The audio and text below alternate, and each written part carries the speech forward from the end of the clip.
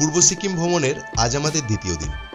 প্রথম দিনের ব্লগে তোমরা দেখেছো কিভাবে আমরা কলকাতা থেকে নিউ জলপাইগুড়ি হয়ে ঋষিখোলা এসে পৌঁছাই। যদি কেউ না দেখে থাকো একবার দেখে নিও, তাহলে আজকের এই পর্ব আরও ভালো লাগবে। এবার আসি আজকের গল্পে। তবে যাই বলো, ঋষিখোলায় কাটানো কালকের দিনটা আমি আমার ভ্রমণ কাহিনীর পাতায় সযত্নে লিখে রাখলাম। আজকের এই পর্বে দীপদিয়ার ব্লগ তোমাদের নিয়ে পাড়ি দেবে পূর্ব সিকিমের একটা ছোট্ট গ্রাম পাদমচেনের উদ্দেশ্যে। দেখব বিশ্ববিনায়ক মন্দির, ঋষিখোলা ফলস, আরও কত কিছু।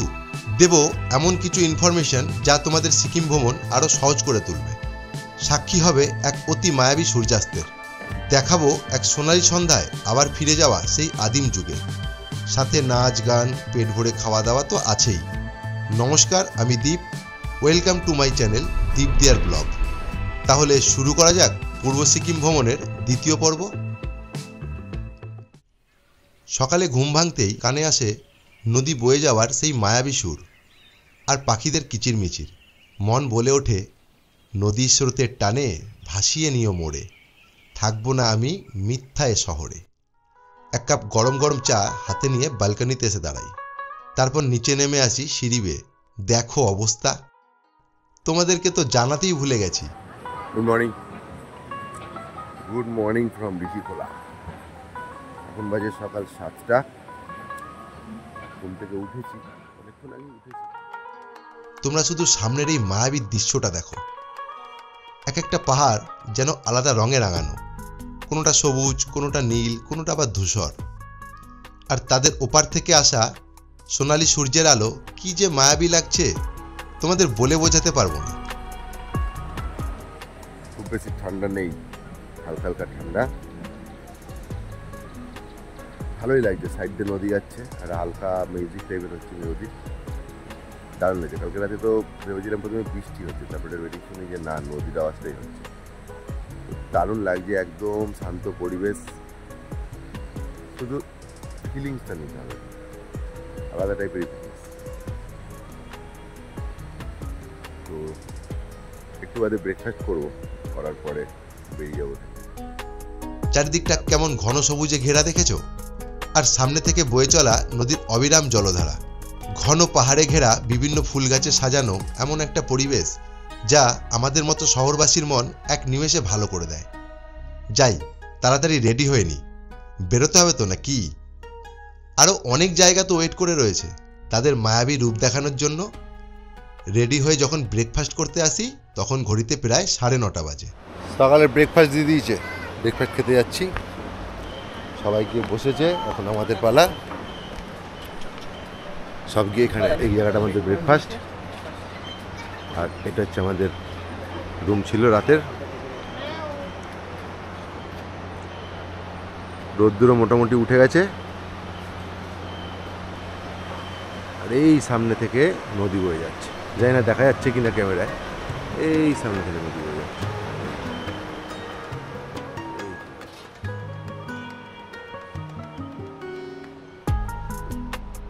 বেশ ঠান্ডা ঠান্ডা হয়েছে ওয়েদারটা।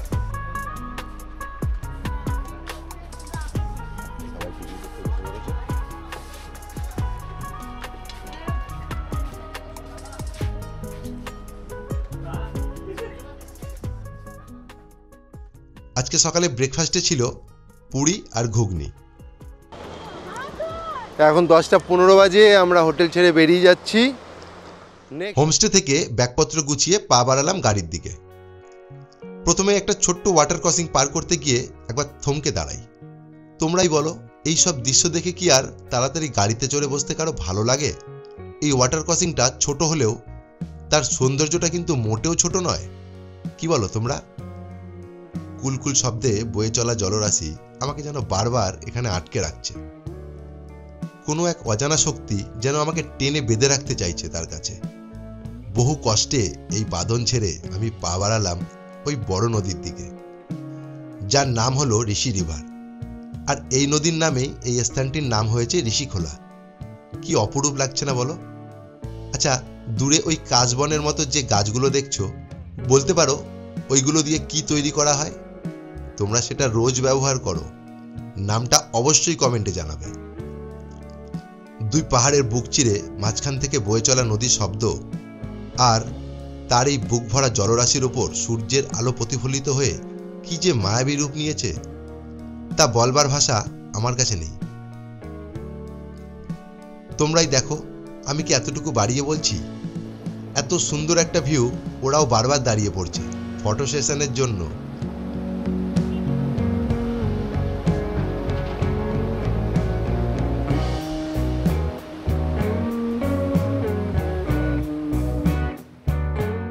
এই যে বয়ে চলা জলরাশি সাথে কত যে সুখ দুঃখ বয়ে নিয়ে যায় তার হিসাব কি আমরা কোনোদিনও রাখতে পারবো?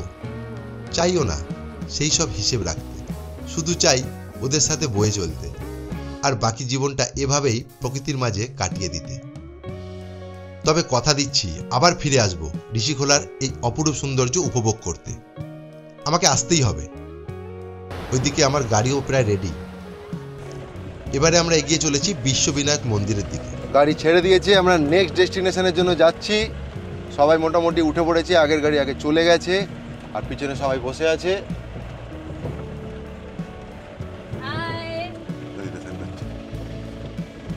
ঠান্ডা জল, আমাদের ইচ্ছে ছিল কিন্তু আমাদের হয়নি। আমরা যাচ্ছি এখন নতুন জায়গায় আর তোমরা সেটা দেখবে, তোমাদের সাথে সব শেয়ার করব। কেমন লাগলো এখানে? দারুণ। চিল্লার পার্টি কেমন লেগেছে? কেমন লেগেছে বলে দাও। বল চিল্লার পার্টি, বল ভালো লেগেছে। ভালো লেগেছে। বাহ, সবার দারুণ লেগেছে আর আমার তো দারুণই লেগেছে। নেক্সট ডেস্টিনেশন কেমন লাগছে সেটাও জানাবো। তো চলো একসাথে যাই, ঘুরে দেখি। ঋষি রিভার হোমস্টে থেকে এই মন্দিরের দূরত্ব প্রায় 7 কিলোমিটার। তোমরা কিন্তু স্ক্রিন থেকে চোখ সরিও না, তাহলে মিস হয়ে যেতে পারে এই সব দৃশ্য। দুপাশের দৃশ্যটা দেখেছো? নীল আকাশে সাদা মেঘের মুচকি হাসি, আলো ছায়ার মাঝে এই সবুজ বনরাশি, আঁকা বাঁকা ওই কালো পথে চলো ঘুরে আসি দীপদিয়ার সাথে। দেখেছো তোমরা? আমিও এখানে এসে কবি হয়ে গেছি। তোমাদের সাথে কথা বলতে বলতে একটা কবিতাও বানিয়ে ফেললাম।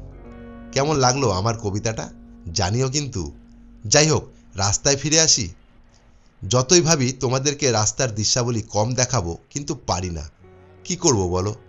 এমন সব দৃশ্য যে কোনটা বাদ দেব ঠিক করতে পারি না, কারণ আমার কাছে তো সম্পূর্ণটাই দেখার মতো, বাদ দেওয়ার মতো কিছুই খুঁজে পাই না। তবে তোমরা যদি মনে করো একটু স্কিপ করে যেতেই পারো। আচ্ছা, তোমাদের আমার এই ব্লগটা কেমন লাগছে জানালে না তো? মনে হয় ভালোই লাগছে, তাই তো আমার সাথে এতটা রাস্তা পাড়ি দিলে। আর যদি ভালোই লাগে তাহলে একবার টুক করে সাবস্ক্রাইবটা করে দিও, সাথে বেল আইকনটা ক্লিক করতে ভুলে যেও না, কারণ এই ধরনের ঘুরতে যাওয়ার গল্পে আমার সঙ্গী হতে হবে তো নাকি। আর যদি পারো একটা লাইক করে দিও, তাহলে আমিও বুঝবো যে আমি একা নয়, আমার সাথে তুমিও সঙ্গী হয়েছো দীপদিয়ার ব্লগে নতুন সদস্য হিসেবে। এবার গল্পে ফিরে আসি। সিকিমের পাকিয়ং জেলার রেনক নামক স্থানে এই হিন্দু মন্দিরটি অবস্থিত। 2016 সালের 2রা অক্টোবর এই মন্দিরটি উদ্বোধন করা হয়। এই মন্দিরের মূল আকর্ষণ 16 হাত বিশিষ্ট ভগবান শ্রী গণেশের 12 ফুট লম্বা মূর্তি। এছাড়াও রয়েছে ভগবান গণেশের 51টি আলাদা আলাদা ভিন্ন রূপ। আরেকটি মূল আকর্ষণ হলো সমুদ্র মন্থনের এই বিশাল মূর্তিটি। এখানে প্রবেশ মূল্য পার হেড 30 টাকা করে। বাচ্চাদের জন্য কোনো টিকিট লাগে না। চলো একবার মন্দিরের ভেতরটা দেখে আসি। গেটের সামনে আসতেই ধূপধুনোর গন্ধে মনটা যেন আরো সতেজ হয়ে উঠল। বাইরে পাদুকা জোড়া খুলে ভেতরে যেতেই আমি সম্পূর্ণ বাকরুদ্ধ হয়ে যাই।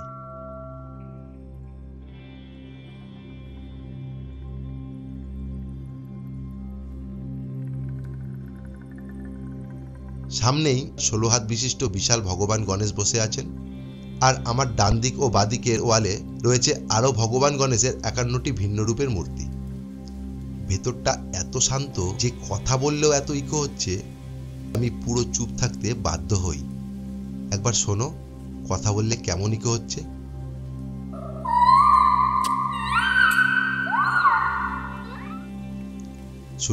শুনলে তো কেমন ইকো হলো?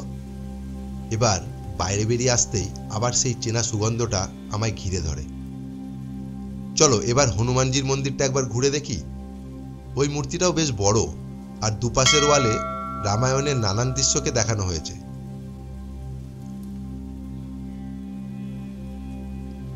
এখান থেকে মন্দিরটা দেখছো কি সুন্দর লাগছে, একবার দেখো তোমরা।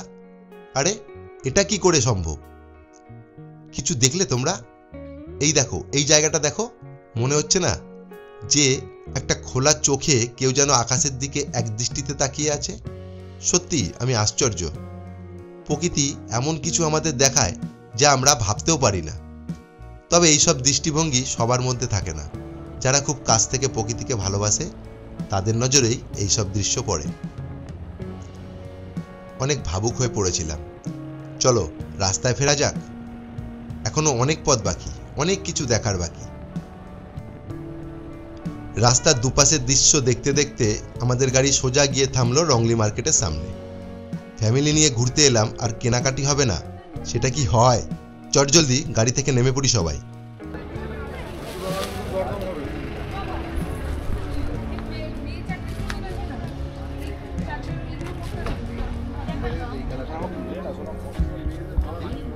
কয়েকটা দোকান দেখার পর এই দোকানটা আমাদের পছন্দ হয়। টুকটাক কয়েকটা গরমের পোশাক কিনে গাড়িতে চড়ে বসি। জামানদাও আমাদেরকে নিয়ে পাড়ি দেয় নেক্সট পয়েন্টের দিকে। এবার তোমাদের জানিয়ে রাখি সিকিমে ঘুরতে আসার কয়েকটি গুরুত্বপূর্ণ তথ্য। প্রথমেই বলে রাখি, তোমরা যারা সিকিমে আসতে চাও সঙ্গে অবশ্যই রাখবে 2 বা 4 copy passport size colour photo, voter কার্ডের জেরক্স ওই 2 কপি মতো, আর অরিজিনাল কার্ডটাও সঙ্গে রাখবে প্রত্যেকের। আর ছোটদের জন্য ফটো আর বার্থ সার্টিফিকেট পারমিশন করবার জন্য। আর গাড়ি পিছু একটা টাকা প্রয়োজন হয়, সেটা 1000 থেকে 1500 টাকার মধ্যে লাগতে পারে। সেটা গাড়ির ড্রাইভারই তোমাদেরকে আগেই জানিয়ে দেবে। এবার চোখ রাখো স্ক্রিনে। যতই উচ্চতা বাড়ছে ক্রমে পাহাড় তার রূপে আমাকে মুগ্ধ করছে। দুপাশের এই ঘন সবুজ বনরাশি আমার চোখে সবুজ রং ঢেলে দিয়েছে। কি যে লাগছে আমার, তোমাদের ভাষায় বোঝাতে পারবো না। এবার আমাদের গাড়ি লিংথাম চেকপোস্টে এসে থামলো। প্রয়োজনীয় কাজ মানে পেপার চেকিং করে আবার এগিয়ে চললাম কিউখোলা ফলসের দিকে। এখান থেকে একটা কিনে নিলাম অক্সিজেনের একটা ক্যান, ওপরে লাগবে বলছে, তো বাচ্চা রয়েছে যেহেতু ওই জন্য নিয়ে নিলাম। এবার দেখা যাক লাগে কি লাগবে না, সেটা তো উপরে গেলেই বোঝা যাবে। কিনে তো নিলাম, আর দামটা কত সেটা আমি নেমে জানাচ্ছি, কারণ এটা অভিজিৎ নিয়ে এসছে কিনে। আচ্ছা, এই চেকপোস্ট থেকে আমাদের একটা অক্সিজেন ক্যান কিনতে হলো বাধ্যতামূলক, যার দাম ছিল 600 টাকা। এটা নাকি প্রত্যেক গাড়ি পিছু একটা করে কিনতেই হয়। দুপাশের দৃশ্যগুলো দেখছো তোমরা? সবুজ গাছের ফাঁক থেকে আসা ওই সোনালি রোদ, মাঝে মাঝে আলো ছায়ার খেলা, দূরে আমাদের অপেক্ষায় থাকা সাদা মেঘ, কানে এসে যেন বলে যাচ্ছে আমাদের ছেড়ে কোথায় চললে। এই এক এমন মায়ার বাঁধন, এই বাঁধন থেকে আমি কখনোই নিজেকে মুক্ত করতে চাই না। ভেসে যেতে চাই ওদের সাথে এই মেঘ পাহাড়ের দেশে। দেখো, কথা বলতে বলতে চলেই এলাম কিউখোলা ফলসের সামনে। প্রথম দেখাতেই ভালোবেসে ফেলি। উঁচু ওই পাহাড়ের কোল থেকে নেমে আসা সাদা জলরাশি দেখে তোমাদেরও মনে হয় ভালোই লাগছে। সামনে থেকে বয়ে যাওয়া এই জল দেখে আমার ছেলে অর্ক রেডি জলে নামার জন্য। কিছুটা সামনে আগাতেই দেখি কয়েকজন ছোট্ট ছোট্ট ছেলেমেয়েরা পাথর দিয়ে একটা ছোট্ট বাঁধের মতো কি তৈরি করছে। আমার মনটাও একবার ফিরে যেতে চাইছিল, ফেলে আসা সেই ছোটবেলার দিনগুলোতে। কি আর করি বলো, জীবনে অনেক কিছু এমন আছে যাহা চাইলেও ফিরে পাওয়া যায় না। চলো পা বাড়াই দূরে ওই ঝর্ণাটার দিকে। আমি একটু ফাঁকা জায়গাগুলোই বেশি পছন্দ করি, মানে যেখানে লোকজন তুলনামূলক কম, সেই জায়গাগুলো।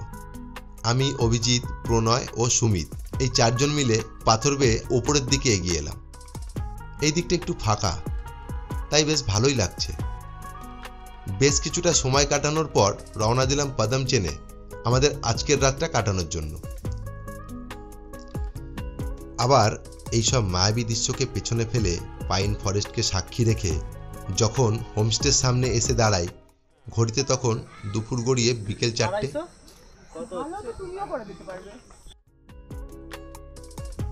নেমেই সবার প্রথমে এই মায়াবী সূর্যাস্তের রূপ দেখে আমি মুগ্ধ হই। তখনও জানতাম না যে আজকের রাতটা আমার কাছে ঠিক কতটা সুন্দর হতে চলেছে। এবার চলো একবার রুমটা দেখে নিই। এটা হচ্ছে আমাদের আজকের রুম থাকার। ডবল বেড রয়েছে দুটো, এখানে একটা জানলা রয়েছে, জানলা থেকে এরকম দৃশ্য। এখানে একটা আলমারি আছে ছোট,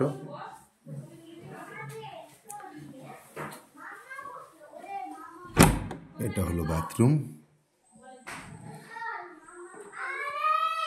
কমোড করা আছে, ভালোই লাগছে বেশ, গিজারের ব্যবস্থাও আছে।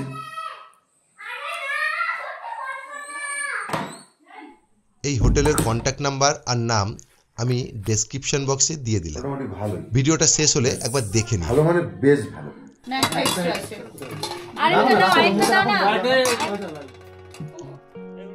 পেটে তখন ডন মারতে শুরু করেছে, তাই দেরি না করে তাড়াতাড়ি ফ্রেশ হয়ে সবাই দুপুরের খাবার টেবিলে এসে বসি।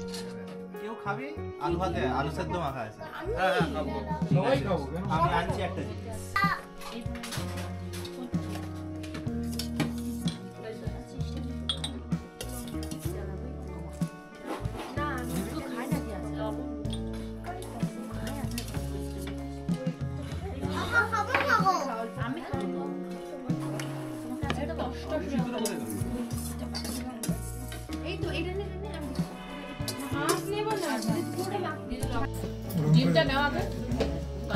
এগুলো খাবার হয়েছে, খাবার এগুলো তুমি যে আমাদের এখানে নিয়ে আসলে খাবারের জন্য কি করতে নিয়ে এসেছিস তুই?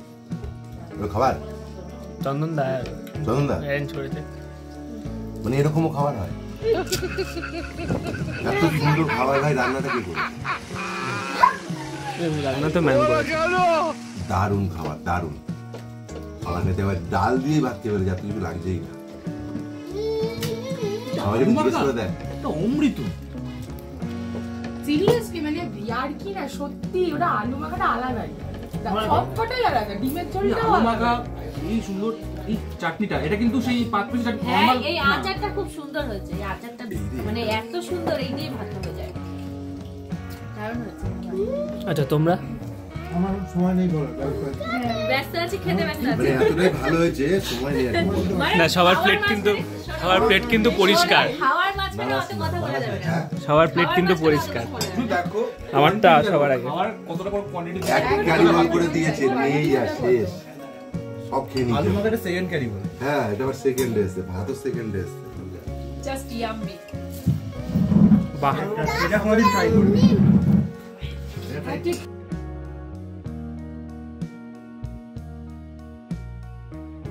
আচারটা এতই সুন্দর হয়েছে, খাওয়ার পরও আবার এমন না, এরকম ফুচকার মতো ফাটালি, ফাটিয়ে ওটাকে রান্না তো ওফ, কি অবস্থা, কি অবস্থা রান্না।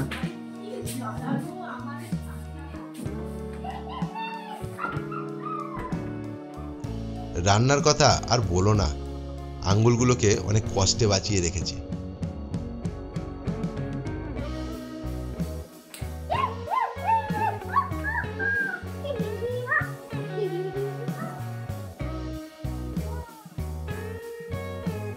খাওয়া শেষ হতেই ব্যালকনিতে এসে দাঁড়াই, আর ধীরে ধীরে সন্ধ্যা নেমে আসে।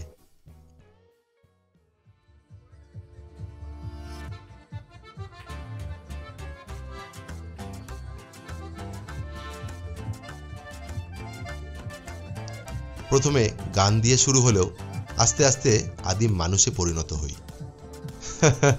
না না, ভূতের গল্প বলছি না, বলছি আগুন জ্বালিয়ে বারবিকিউ বানানোর কথা। এই ঠান্ডা ঠান্ডা ওয়েদারে এরকম আগুনের সামনে বারবিকিউ করার মজাটাই আলাদা, কি বলো? তাই নয় কি?